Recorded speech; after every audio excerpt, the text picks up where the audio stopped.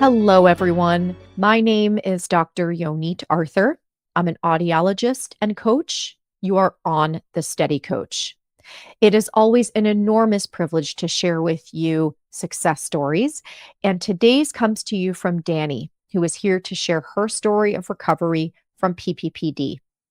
As always, there are many wonderful insights and lots of wisdom in this story, but I wanted to highlight one thing in particular before we get started. Many of you have probably been exposed to sources that say things like PPPD is incurable and chronic. And I think one of the reasons it's earned that reputation is that it's not being treated appropriately and correctly in most cases. One major component of PPPD and other neural circuit dizziness treatment is, of course, learning how to react less fearfully to symptoms and understanding that it's just the result of a brain processing error. But in my opinion, that is not adequate for lasting full recovery. The reason for that is it's not only fear of symptoms that tends to drive symptoms. Other stressors, especially those relating to how you relate to yourself and the world in general, are a contributing factor to central sensitization, which is your brain being extra sensitive to danger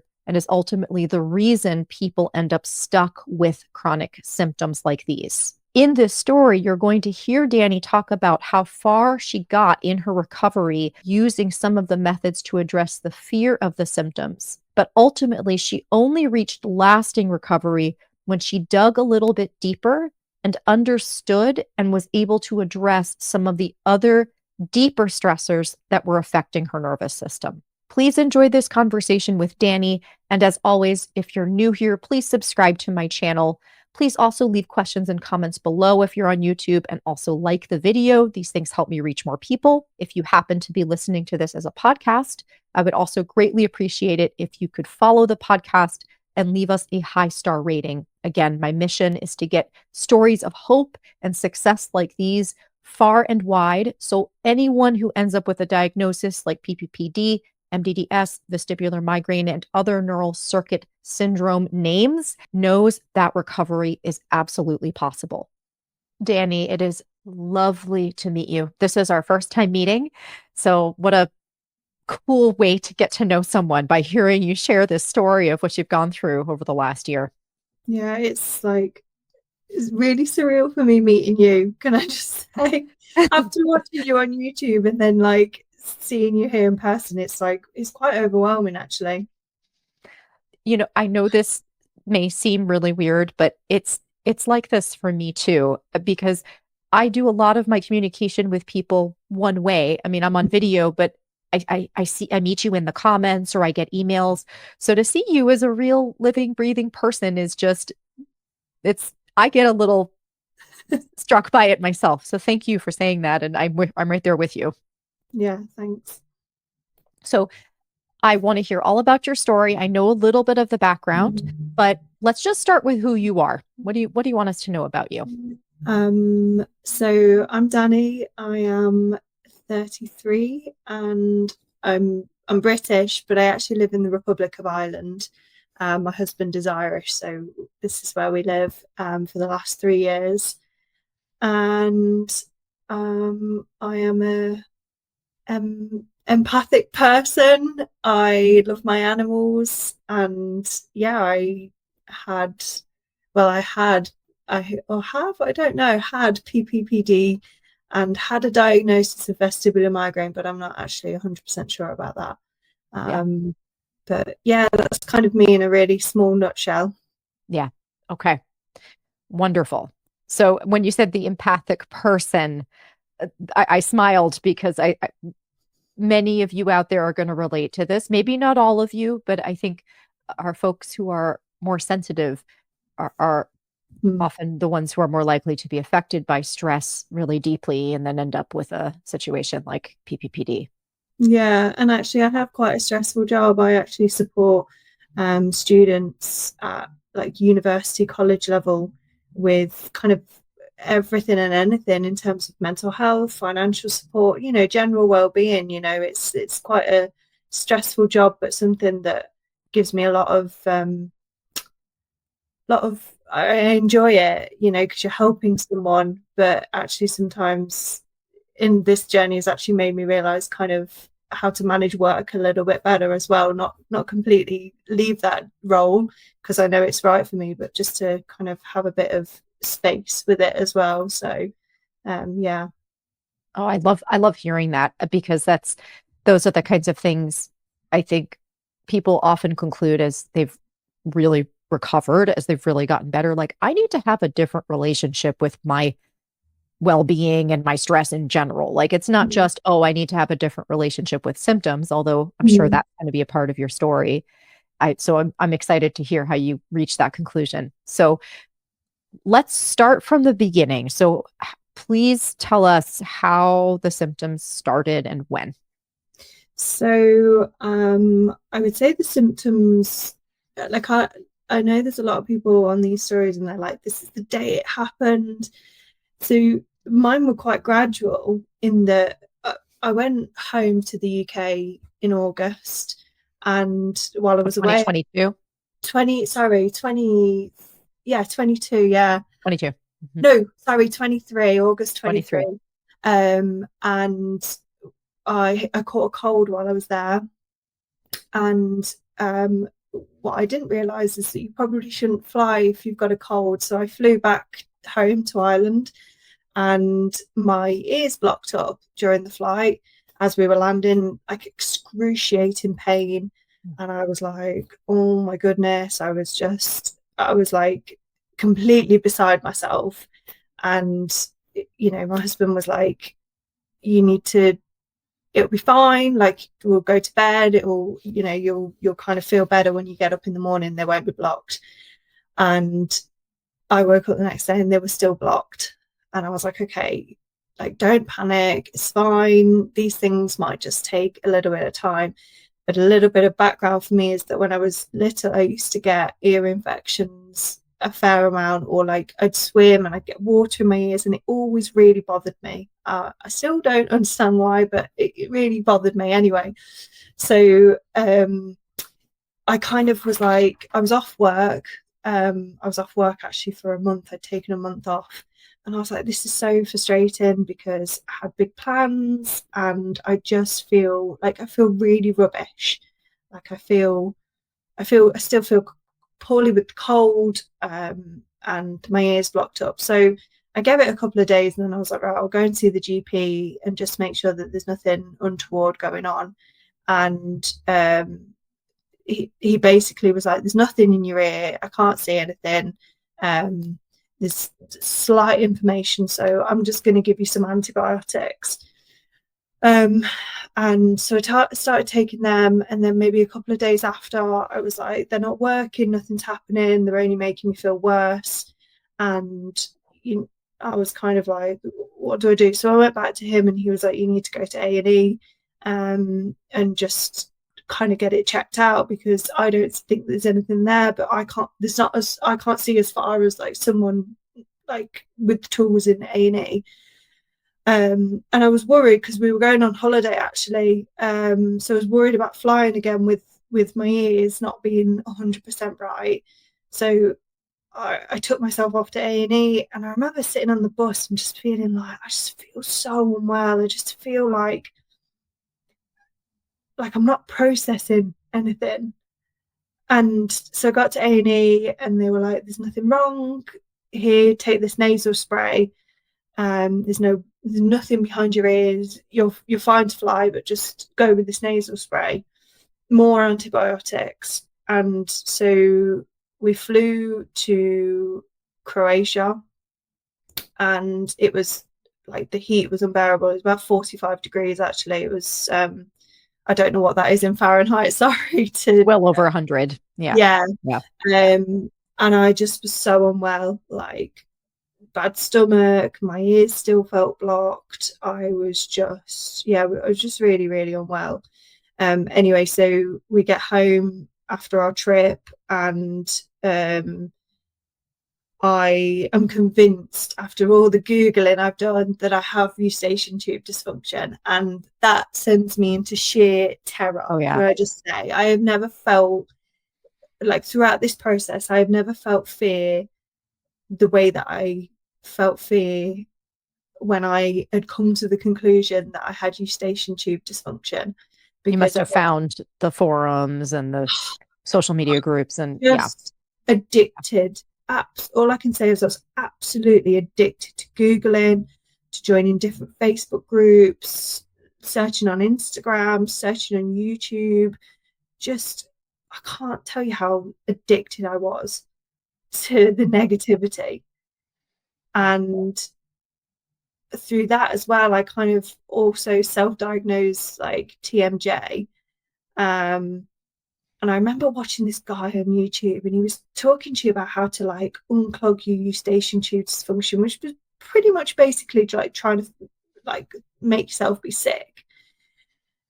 And then I saw other forums of like stick a balloon up your nose and blow it. And like honestly, some of the stuff I did was completely mad, because in my head my ears were still blocked. I actually think at this time they weren't blocked anymore, but I'd just come to the conclusion that that was it. I was done.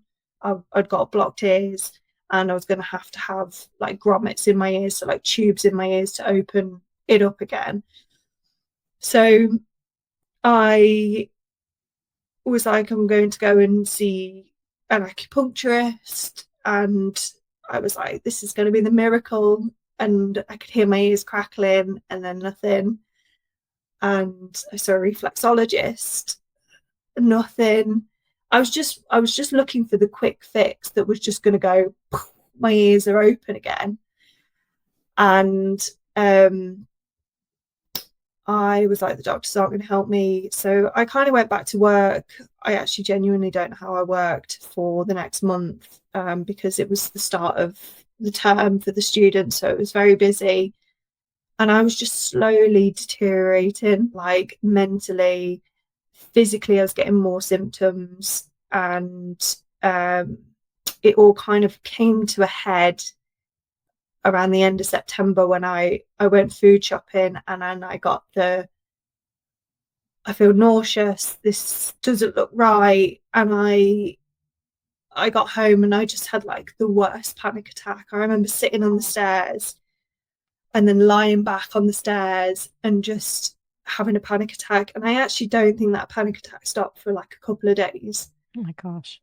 And then that was it. I was like, I need to go to the doctor because there's something not right. Like, I feel like I'm going insane. Someone needs to section me or something like that. Someone needs to do something because like I'm not right.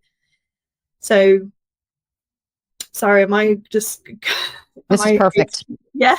Yep. Keep going. Yep. I want to hear all of this. Yeah. Yeah. So basically I go to the GP. This time it's a female GP, and she's pretty empathetic to a level, in that she's like, you've got vertigo.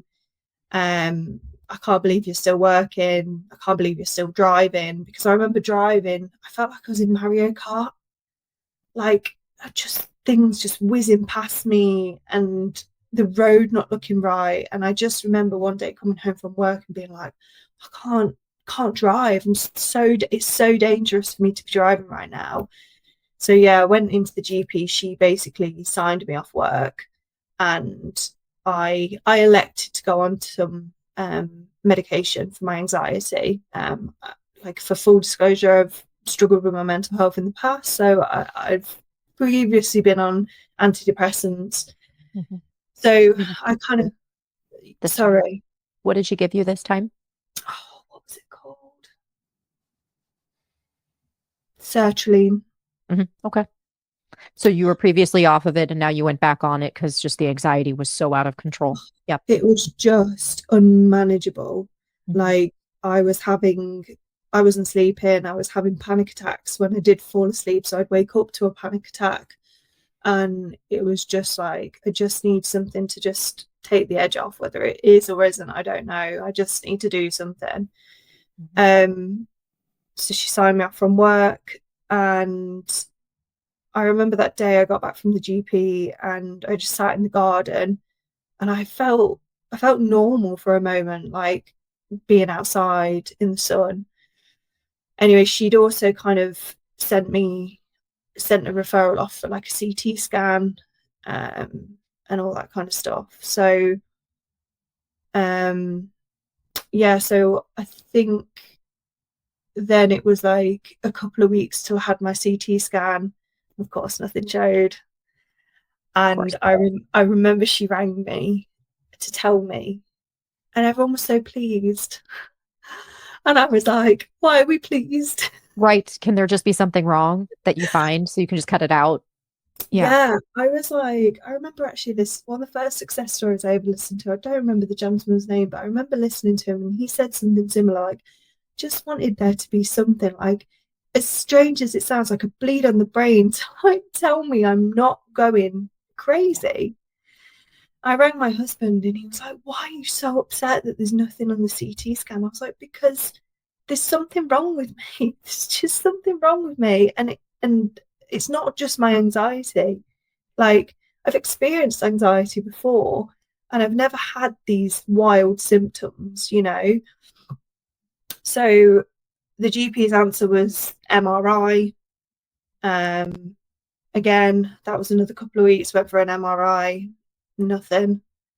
And I remember actually saying to her, I've been Googling, and like, as much as I don't want to encourage anyone Googling, but it actually led me to a vestibular therapist. And I remember saying to the GP, I was like, I think I'm going to go and see this vestibular therapist. And she was like, what's that? Oh my gosh. Yeah. Oh, Dani. It makes me feel ill hearing that. Oh my goodness. Yeah. And I just was like, so I explained it to her, and she was like, well, are they a qualified doctor? And I was like, well, I don't think so. They're a Physio. physiotherapist, you know. She's like, no, I wouldn't go if I was you.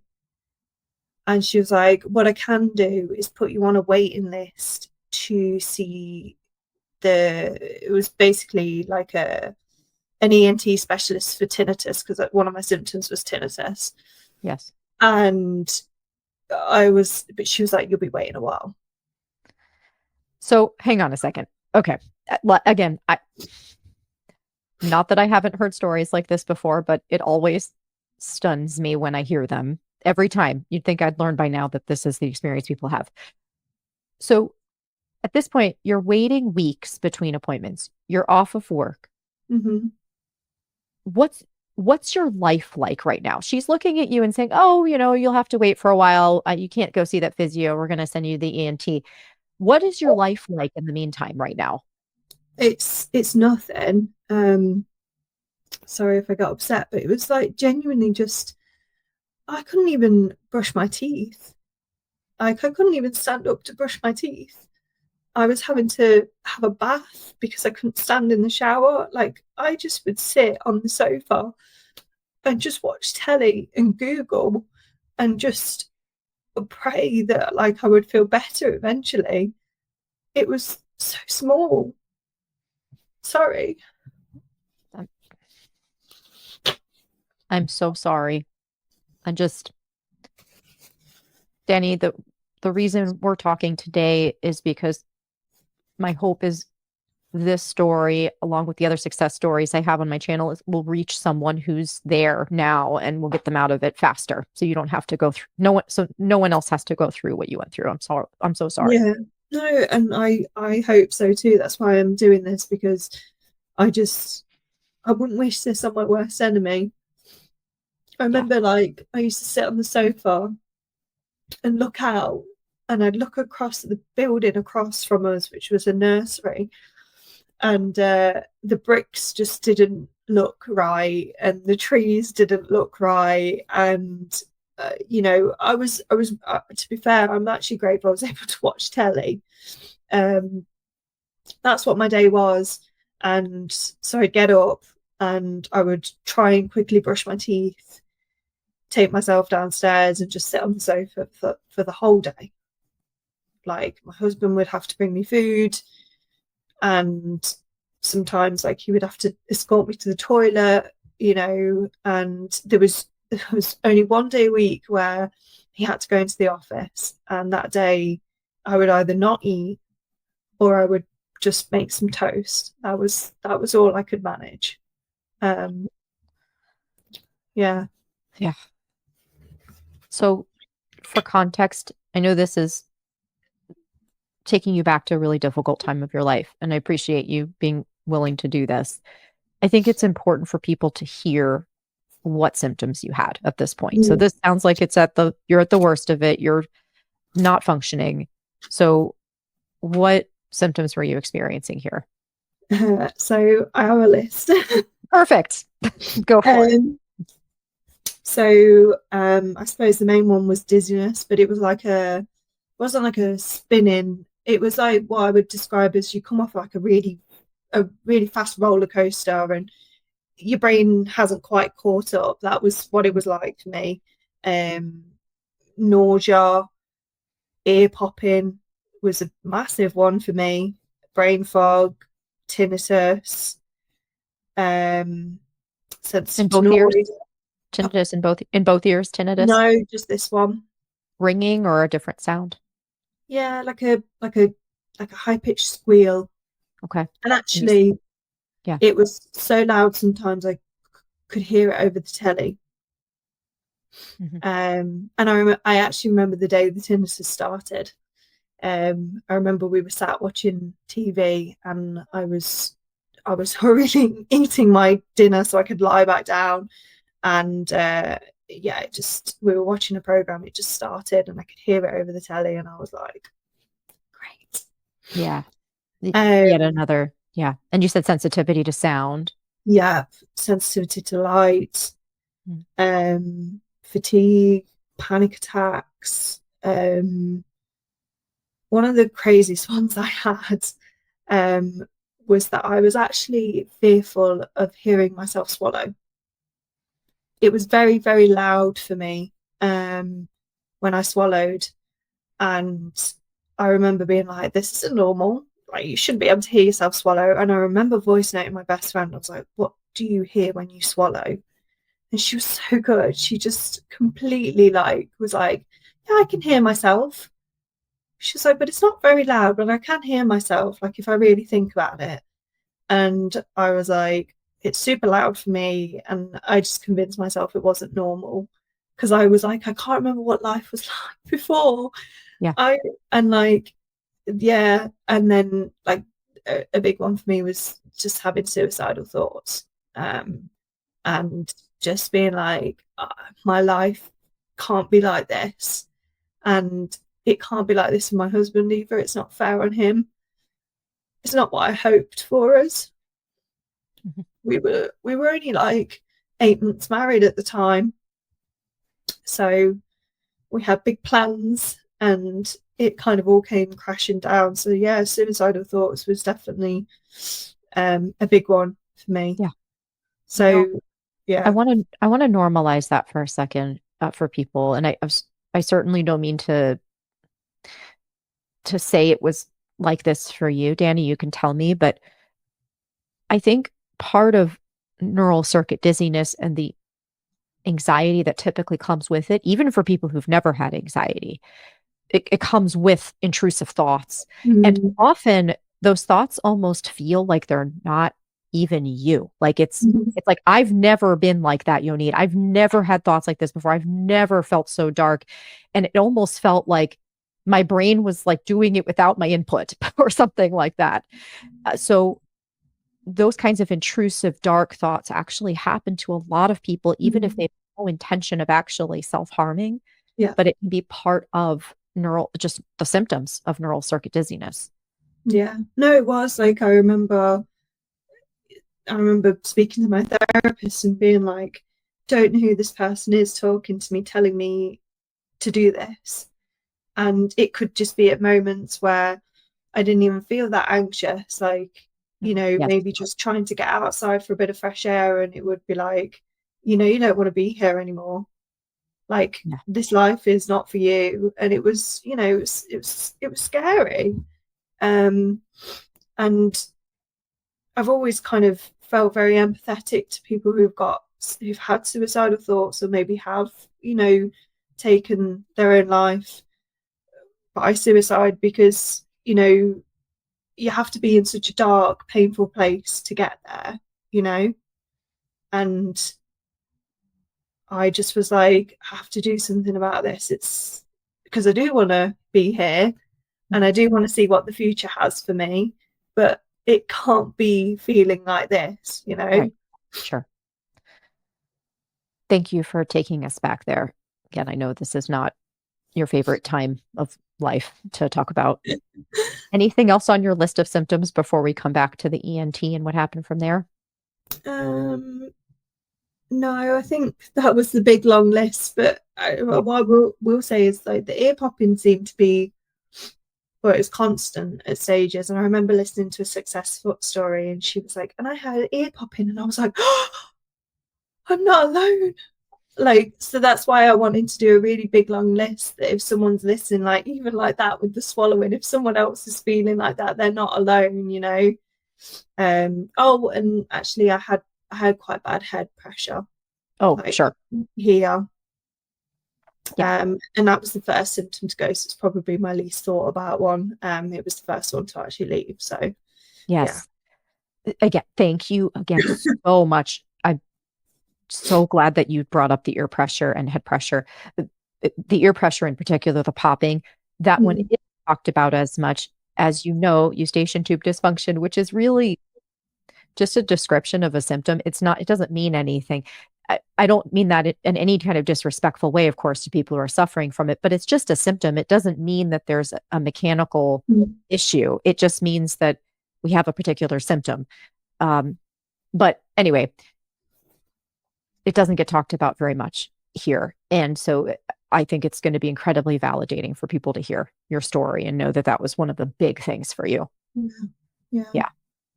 Okay. So the ENT was immensely unhelpful, told you not to go to vestibular therapy, told you to wait for the ENT. I'm sorry, it wasn't the ENT, it was the GP. Yeah. She told you to wait for the ENT and not to go see the vestibular physio. What did you do? So I remember the same day I had counselling, so therapy. And I said to her, I think I need to go and see this vestibular therapist, but the GP's told me it's nonsense. She was like, go. Just go. She's like, I was only about halfway through therapy, because I could see, basically I could book online, see the vestibular therapist, and she had an appointment that evening. Oh my goodness. Yeah. And she was like, go right now to your husband and be like, can you drive me there? And my poor husband is just incredible. The amount of appointments he took me to and advocated on my behalf. And I went into him and I was like, please, can I go to this tonight? And he was like, oh, I don't know, Dani, but yeah, like, let's go and try it. So I booked it, and I was so apprehensive. I was like, it's going to be another disappointing outcome. And I will forever be grateful for this woman. She was just the first person to actually properly listen to me. I remember when I was in with the GP, and she was just like, like, not really listening, just like trying to get through me as quick as possible. And this vestibular therapist she sat and she looked at me and she listened, and I felt like I could just blurt everything out to her. And she was like, this isn't right, that your life is to the point where you can't even dry your own hair. Like, she was like, we need to do something about this. And she did all the funky tests. And she was like, I really think that maybe you had neuritis. And as a result, you've now got triple PD. And she was like, have you heard of that? And I was like, no. And she gave me this leaflet and to take away, but she also spoke to me. She gave me like exercises, dizzy exercises to do. She actually was with me for about an hour and a half in the end. And I just came out and I was like, I know what it is. Not that it makes it any less scary, but I know what it is. Yes. Was she Um, reassuring too? Like, this is treatable. There's something that can be done yeah, about this. yeah. She was like, Mm. I'm going to start you off slow and steady. And she was like, the biggest thing I want you to do is go outside and walk. And I was like, what? Hmm. I was like, I've not been outside in about 3 months. And you want me to go outside and walk for 15 minutes? I was like, can I wear my sunglasses? She was like, no, you can't wear your sunglasses. She's like, and don't you dare listen to anything on AirPods or headphones. You've got to go out and you've got to be completely free of those aids, you know? She was like, but take your husband with you. I And like I, this lady. oh, she was actually, she is American herself. She's Okay. from Los Angeles. Um, and she just was like, I really, I think we can get this sorted, basically. Um, and she was like, I want to see you back in a week, and we're just going to gradually build up, and we're going to talk and all this kind of stuff. So yeah, I was like relieved, but also like, what is this? And actually, it led me to you. That's how I found you, because I Googled PPPD and you were the first person to come up. Thank you, like whoever was leading me to you in that first search, because it was positive. Yes.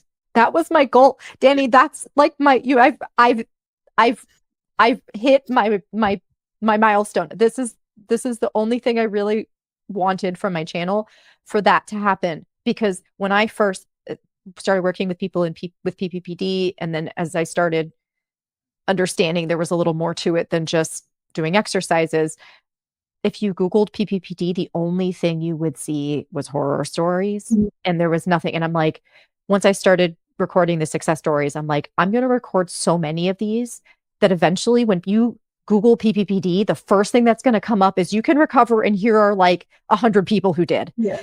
And that's happened. So that is Yeah, so wonderful. It's it so is. wonderful. It is so wonderful, because the first story I saw was I don't actually remember his name, but he was the one that he had been for a CT scan. There was nothing. He was completely like sofa and bed bound as well with it. And he recovered. And I remember I just sat on the sofa crying. And I was just like, I can get better. Like, it was the first ray of hope I'd had in months that I could get better. Um, and actually, I cried because I felt for him as well, because like a lot of what he said resonated with me. And I remember he had young children and he was poorly during the Christmas period. And I just thought, because at this point it's like late October, and I was like, I can't be poorly for Christmas. It's bad enough I've been poorly for my birthday, but I don't want to be poorly for Christmas. Like, I need to be in some sort of way that I can enjoy it, you know? Yes. So yes, your mission has been accomplished in my instance, that's for sure, because then I just got obsessed with success stories rather than the fake Yes. stories. That's the other thing that happens. Yes. People will sometimes, now the obsession that used to go toward like going to doctors now goes to watching as many of my videos as they possibly can. Yes, and that is exactly what happened to me. You and your specific videos and the success stories became part of my routine in life. And it was just so, whether I was watching it on YouTube, I was listening to it on a podcast, like on Spotify, I was just like, it was part of my routine. Um, and just it gave me so much hope.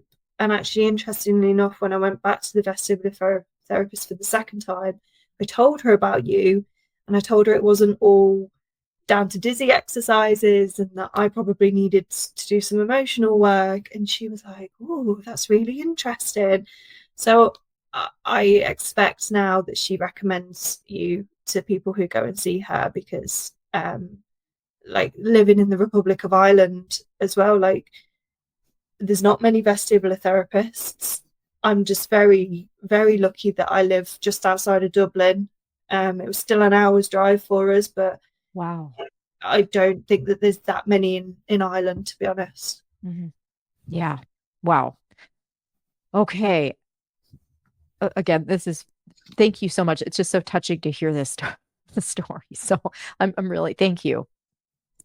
Um, okay. So one thing people always ask me, especially when they're getting started, is like, how do you implement? Like, what did it look like day to day? What were you actually doing to help yourself get better?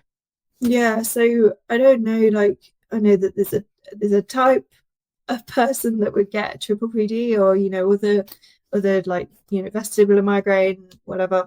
But whether that person thrives on routine, that's something that I really thrive on. So I built a routine for myself, and it wasn't all down. It didn't all have to be about triple PD. It was, you know, slowly putting things back into my life. So not rushing to brush my teeth and actually washing my face.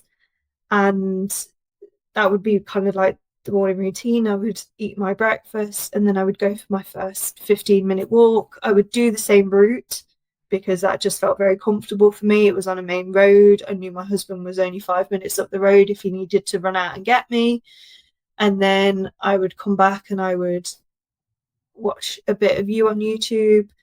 And then I would have a little bit of a break after lunch in that I would listen to a different podcast, or maybe I'd watch something on TV, and then I'd do my other walk, and then I'd watch a bit more of you. So that was kind of the real beginning of it. And doing the free course as well. So like, you know, as much as I wanted to just devour it all up, I was like, you need to do this slower and you need to really take it in.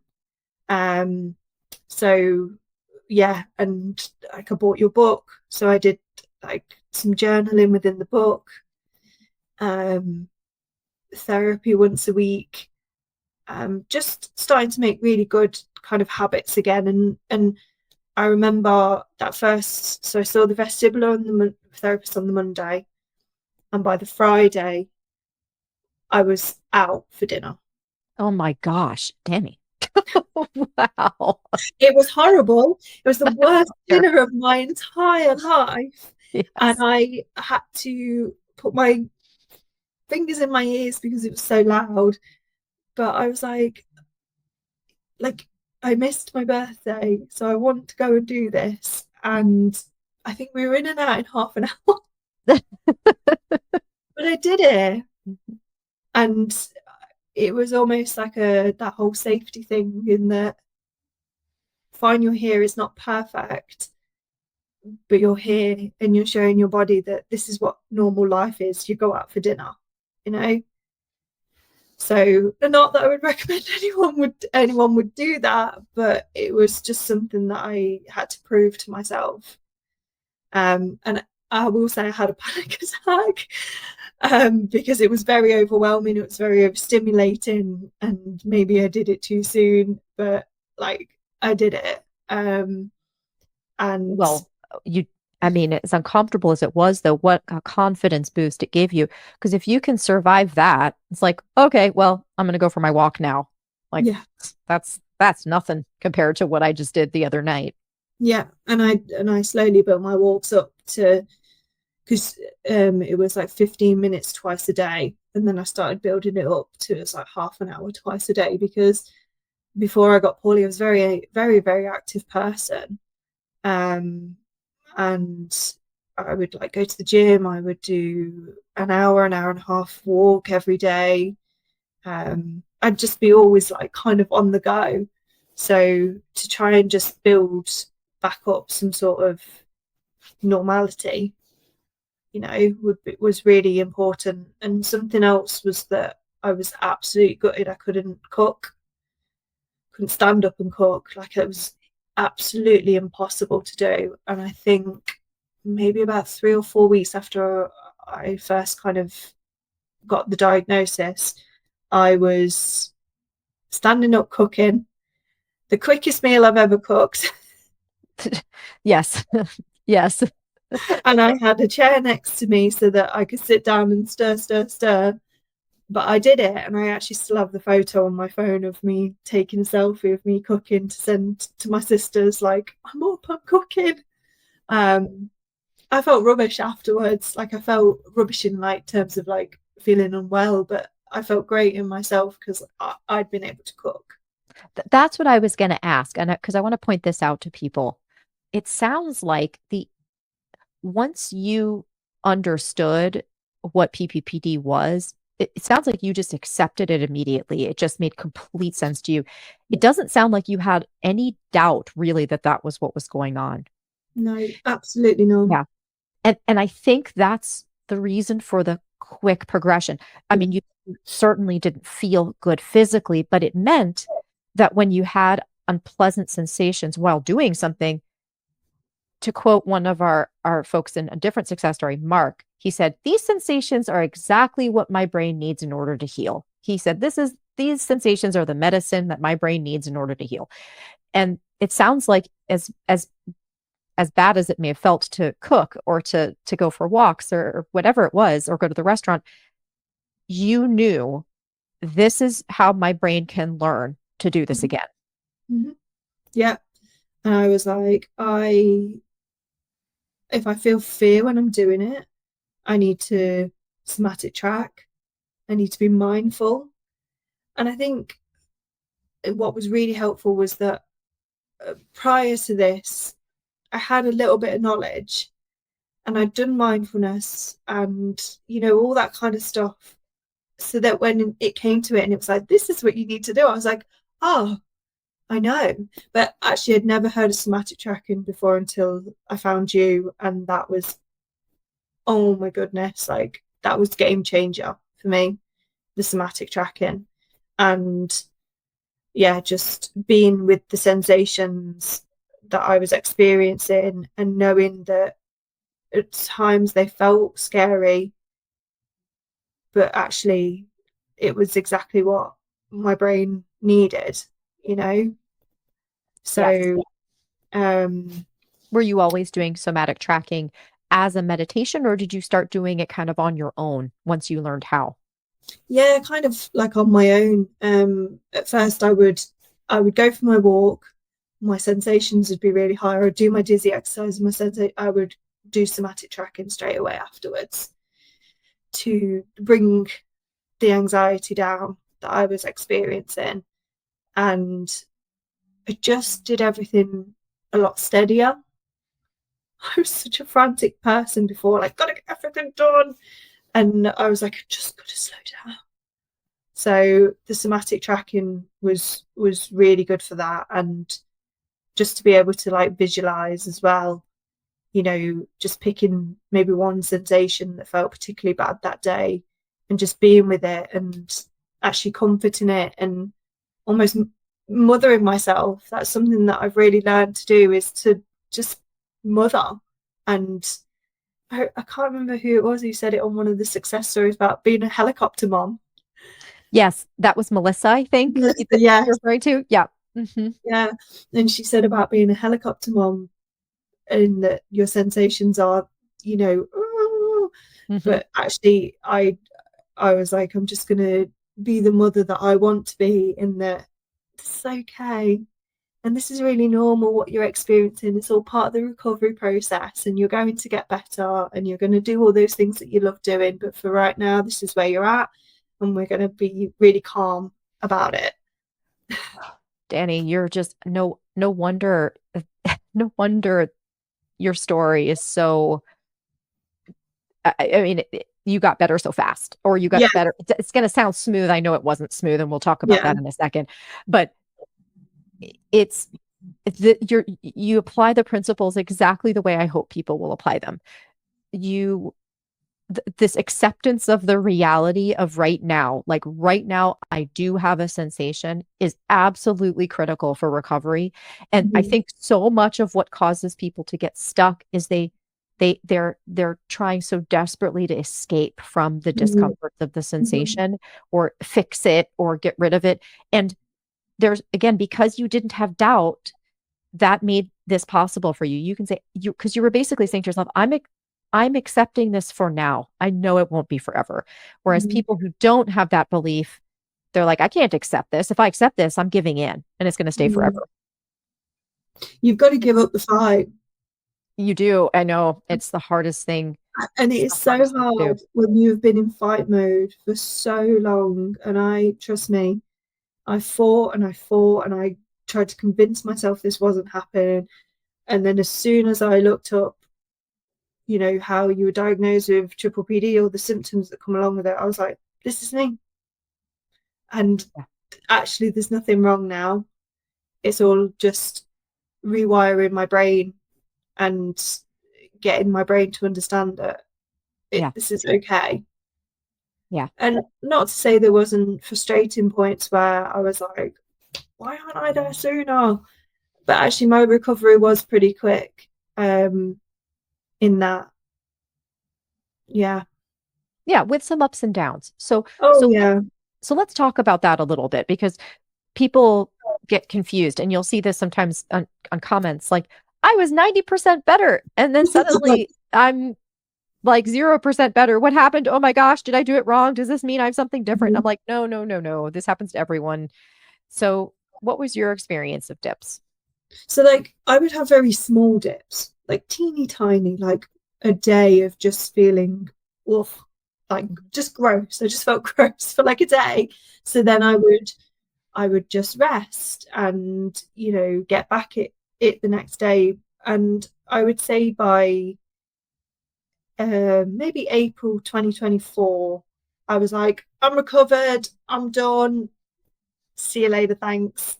I'm 100%. Mhm. And my life was completely back to normal. I was back to work, everything. And then in August, no, maybe September 2024, my body was like, no, you're not. You're not done. You haven't done everything you need to do. So kind of a flare up, I suppose, rather than a relapse. It's not, I wouldn't want to call it I a don't view it relapse as a because, relapse. Yeah. yeah, It means it's a dip. You had a it's a dip. dip, yeah. Yeah.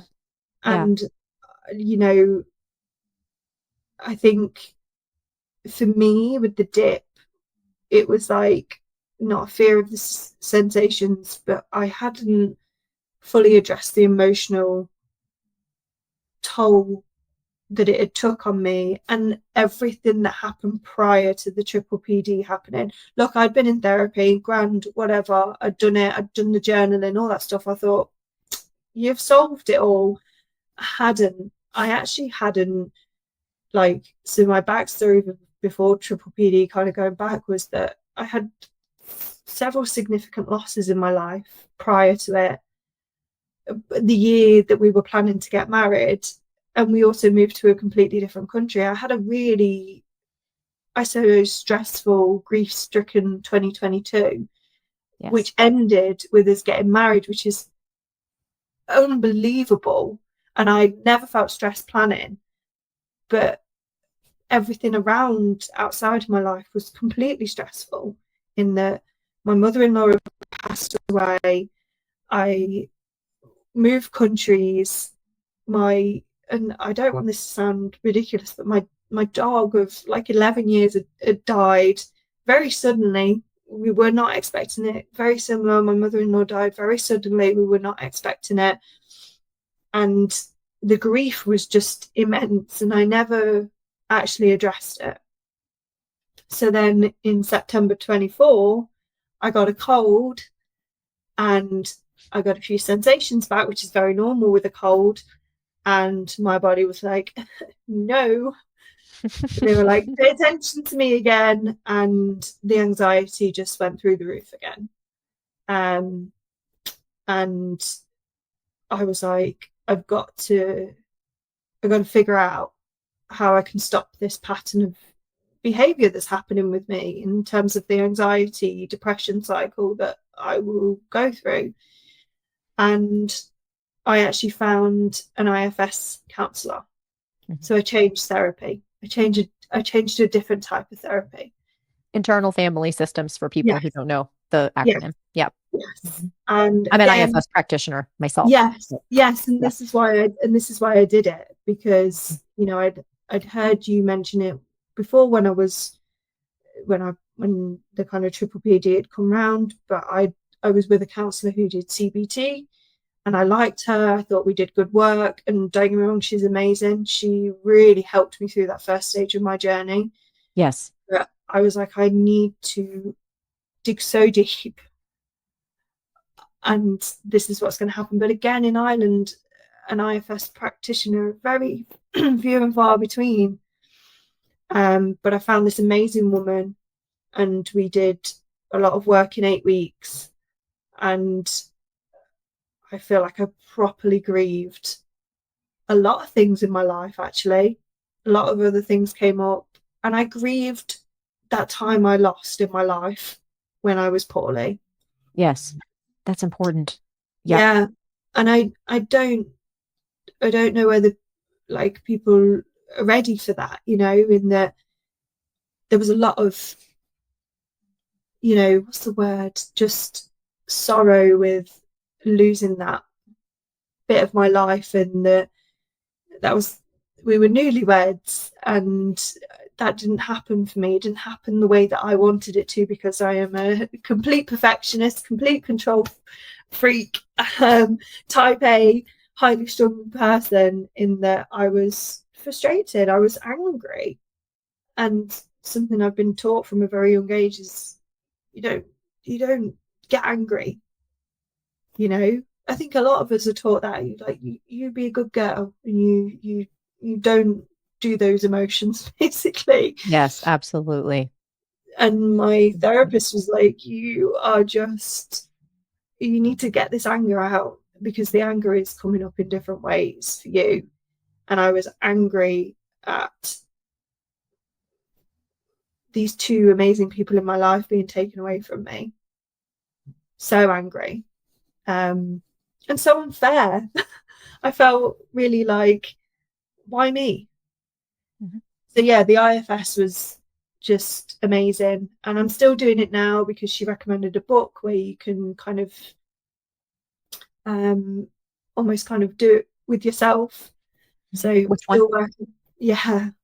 Which one? um oh Is it I self-therapy or the one that Richard Schwartz just put out? I can't remember what it's called. think it's self-therapy.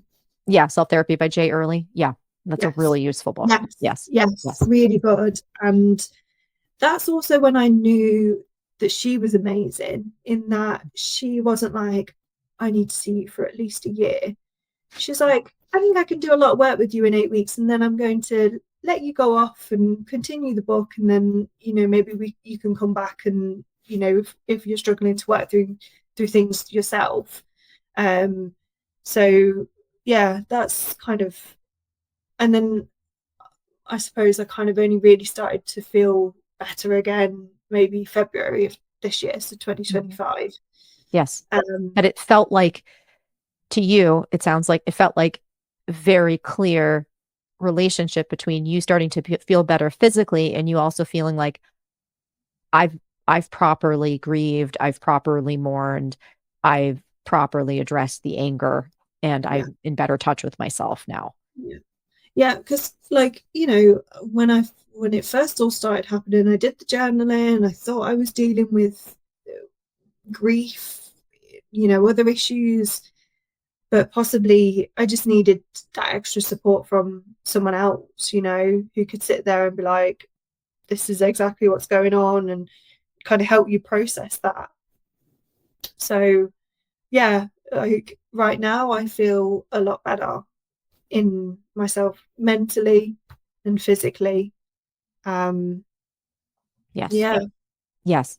And this tracks, it's amazing because this tracks exactly with how I think about things.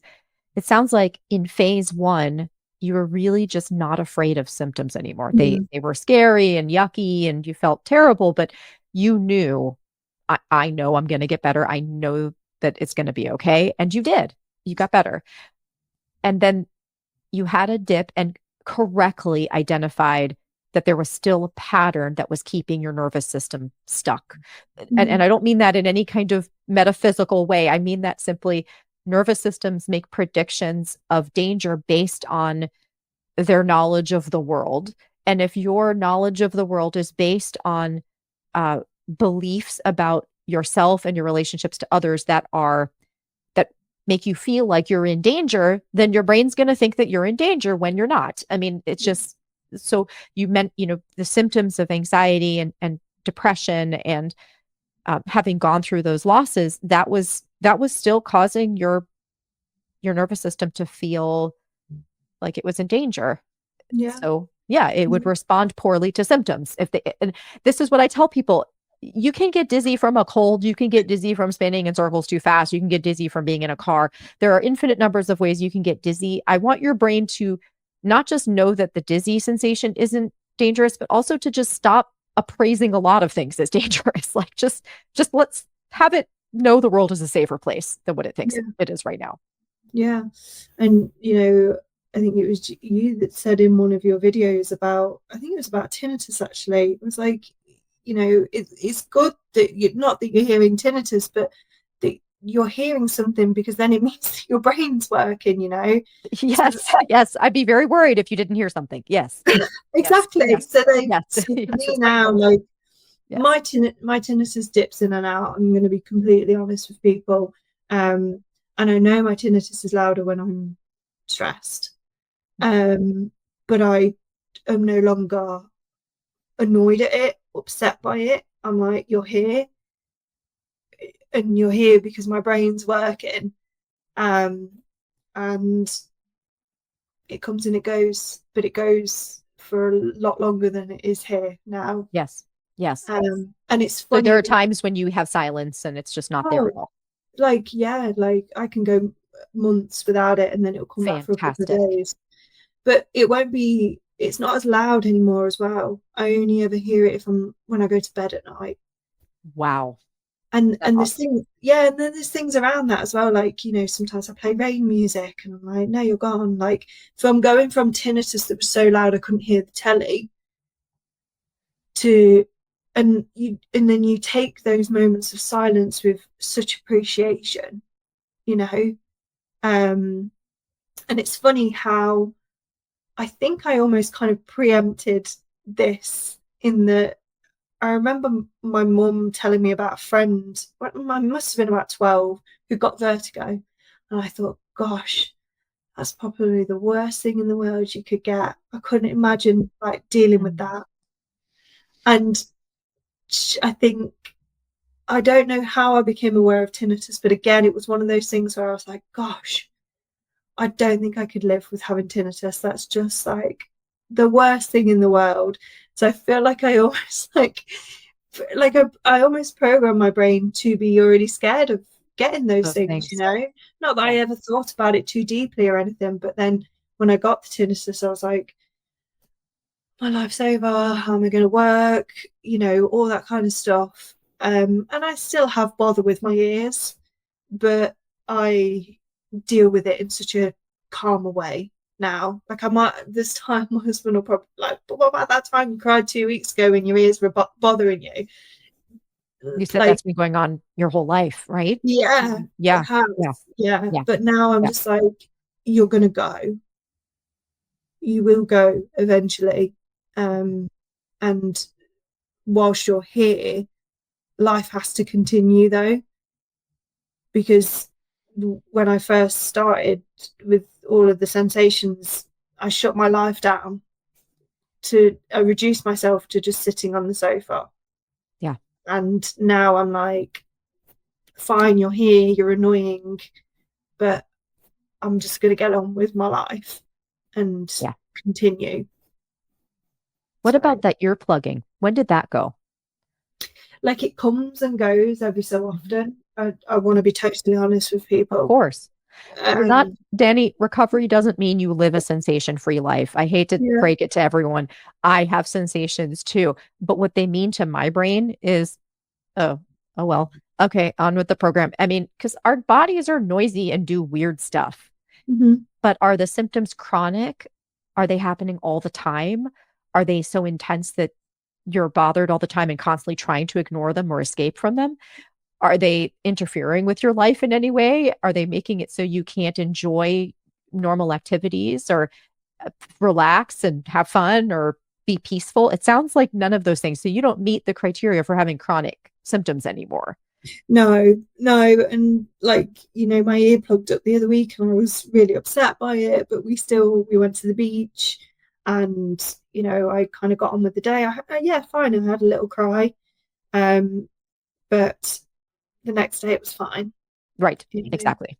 Because that can happen to anyone. My ears plug up too sometimes from allergies or emotions, or I don't know what, I assume it's allergies, but who knows? It may just be that I'm upset about something, but it's not a chronic thing. It just happens sometimes because my body does weird stuff I don't like sometimes. So Yeah. it sounds like you're just a normal person who has a body that does stuff, and that you're a little more attuned to it right now because Yes. you've gone through this crazy journey with time. And I hear this from people over years because they email me, even people I've interviewed years ago, they'll email me and update me periodically. Over time, it just becomes less and less relevant to your brain. You just stop really noticing it over time. Yeah, and that is my hope, and I think that is, like you said, it just comes with time. In that, I think as well, as part of this illness was me accepting getting older as well, and that our bodies do weird stuff and we're not invincible, and sickness isn't just reserved for those who are 70, 80 years old. It's happening right here, right now, and in time it will no longer kind of bother me as much. Right. Because I never would have been someone who would have like health anxiety.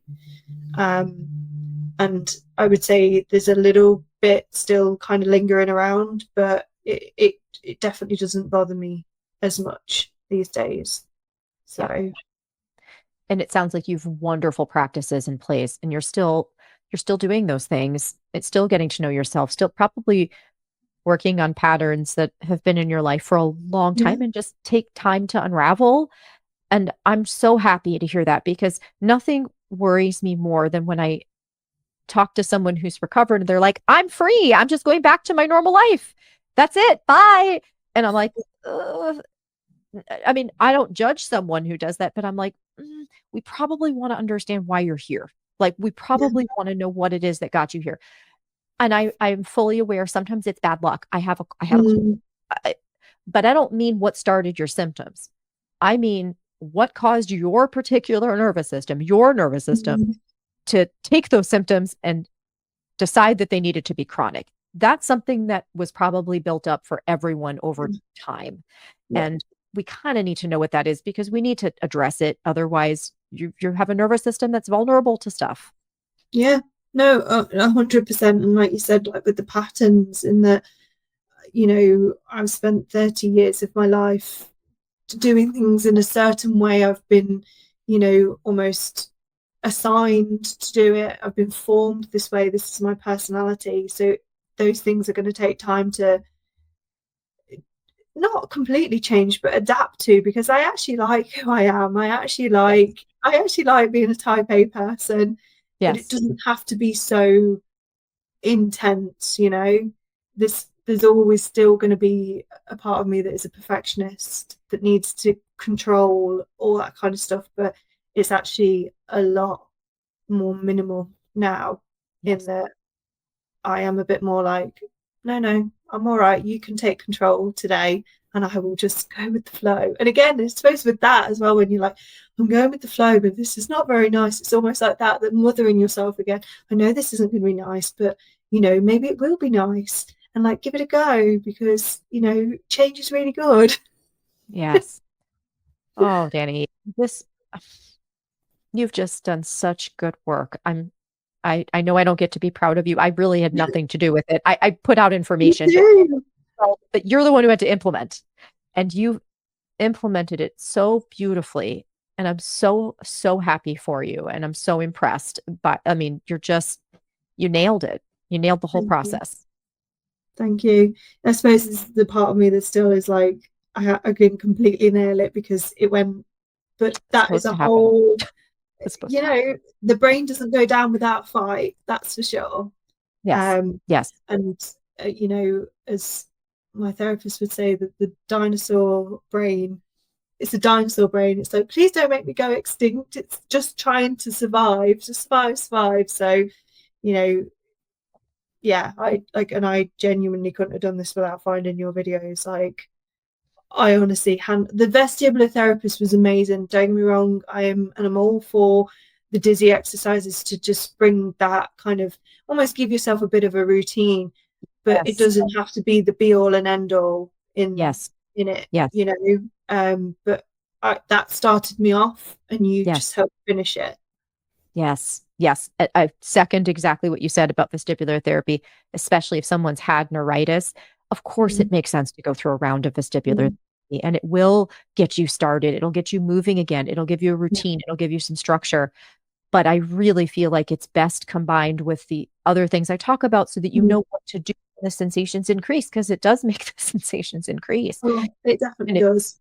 right? And if you're reacting to it fearfully because you're like, oh my gosh, my brain's broken even more, then that's not as helpful as it would be if you responded differently.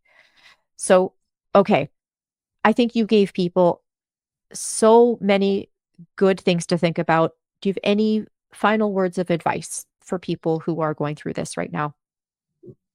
Like, I know this might not be possible for everyone, but if you've got someone who can be in your corner and advocate for you and fight the good fight when it comes to medical professionals, and to just give you that encouragement, like my sisters, my husband, my best friend, like, just my husband was just always there communicating for me at these appointments, and my sisters were constantly like, just go, just do it. And like, I needed that. I needed someone to just like not think I was crazy. Or if they did think I was a bit crazy, they were like, I'm just here. I'm telling you to go for it, And I know it's not possible for everyone.